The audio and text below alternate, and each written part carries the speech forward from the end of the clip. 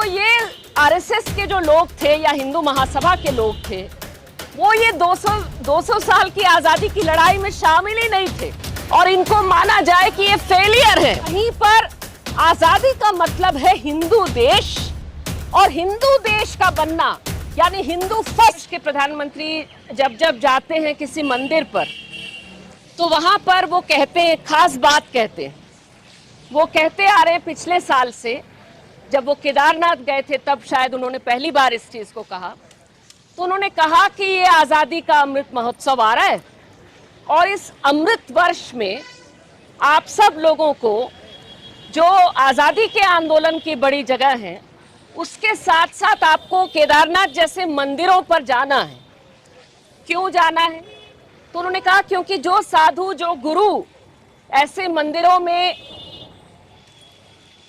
800 वर्षों से, 1000 वर्षों से गुलामी के खिलाफ लड़ रहे थे, उनको याद करने के लिए आपको जाना है। तो भाई आप अगर किसी स्कूल के बच्चे को भी पूछिए, कम से कम आज के तारीख में, कल तो स्कूल में क्या पढ़ाया जाएगा वो भी बदल दिया जा रहा है, लेकिन स्कूल के बच्चे से पूछिए कि आजादी किस बात की मनाई जा रही है, किसकी गुलामी थी? आजादी मिली तो गुलामी थी ना किसी की। किस गुलामी के खिलाफ लड़ाई लड़ी गई, किसने, कौन लड़ा?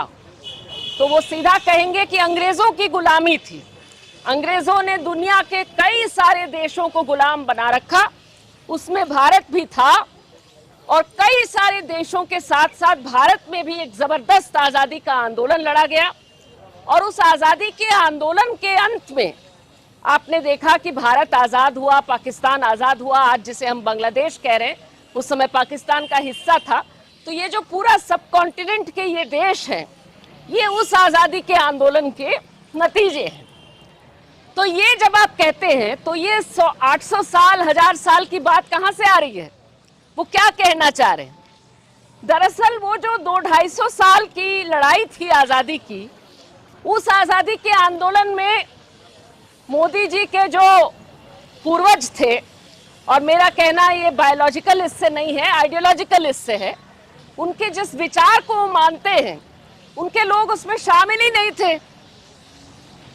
वो सब कहते थे कि भाई नहीं नहीं, अंग्रेजों से क्या लड़ना, हमको लड़ना है तो लड़ाई के बीज बोने हैं, जहां लड़ाई ना हो उसमें लड़ाई लगाना है।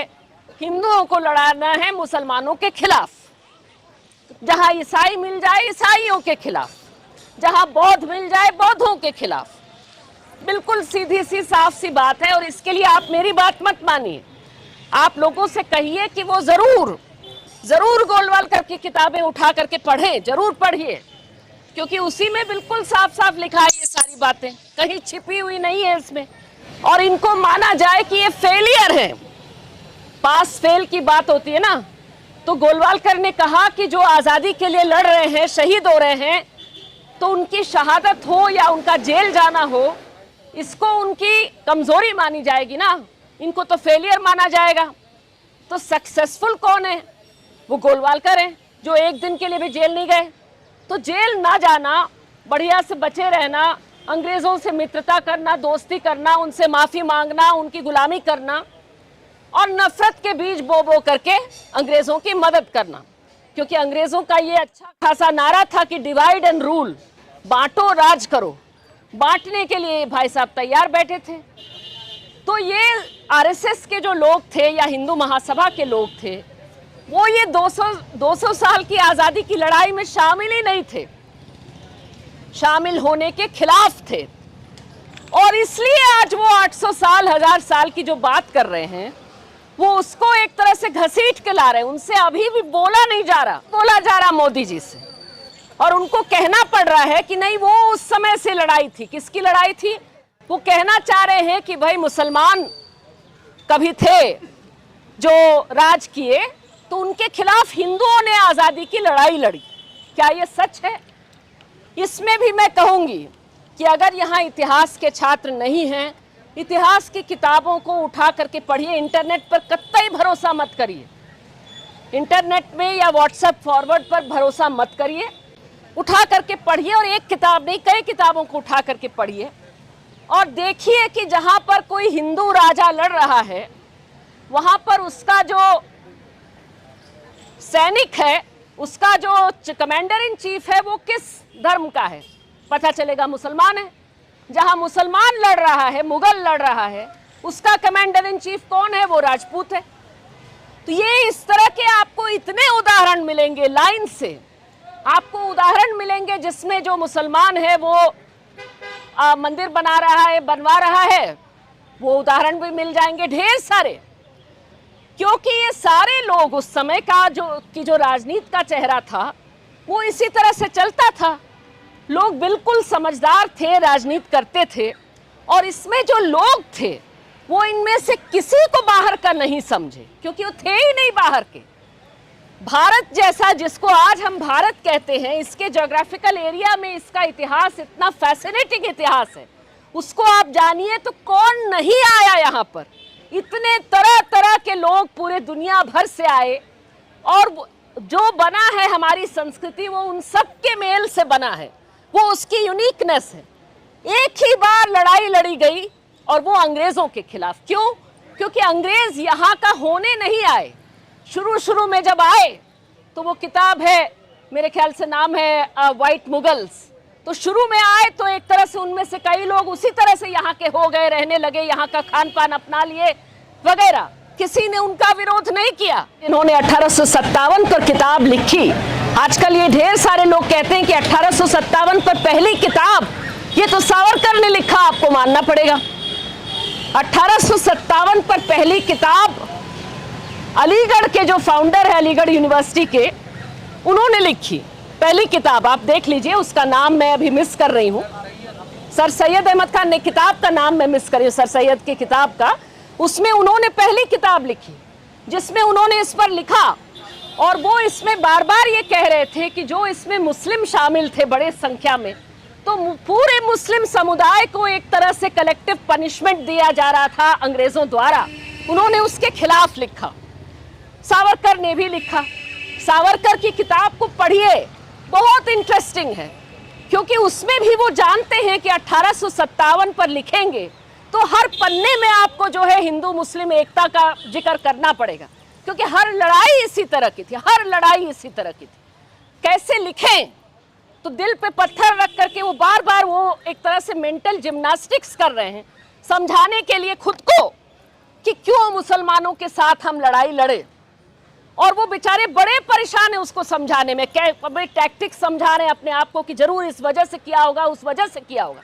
लेकिन 1857 में लड़ने वालों की अपनी बातों को लिखिए, पढ़िए, तो वहां उनको इस तरह की कोई हिचक नहीं थी, कोई कुछ नहीं सोच रहा था, कोई लंबी वहां पे बहस नहीं चल रही थी कि मुसलमानों के साथ लड़े कि खिलाफ लड़े कि क्या लड़े, सब साथ में लड़ रहे थे।